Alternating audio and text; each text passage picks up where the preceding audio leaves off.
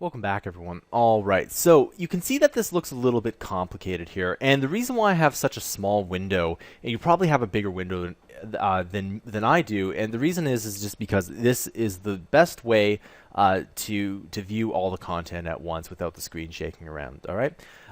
In my earlier courses, I used to really format everything, but I got some complaints, so I just essentially do it like this. So this here looks really complicated as of now, right?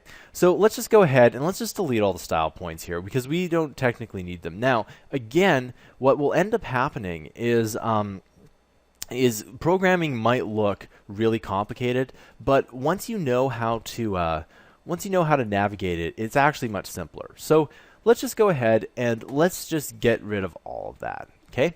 Now, one thing you can do is you can put tags within tags here. And to demonstrate that, let's type in a little bit more text to the paragraph here.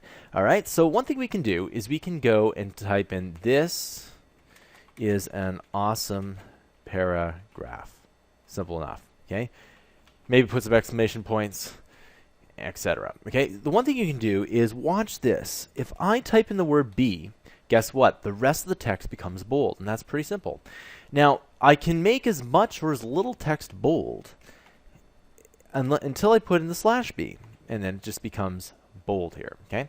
Now, what we can also do is we can type in a U, and that becomes underline.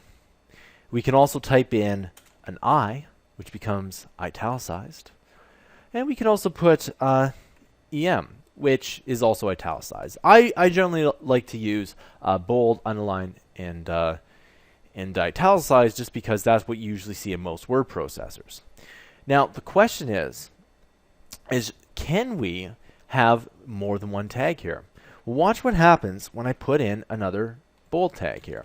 Okay, you'll see that the rest of the text becomes bold.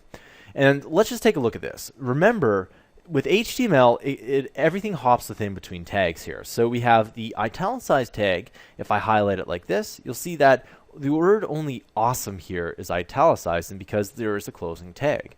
Here, there is no end of bold tag, so it just by default goes to the rest of the rest of that. And you'll see that these two tags are in red is because there's an error there. They're saying that you know, for the most part, there is no bold close tag because the B needs a close tag.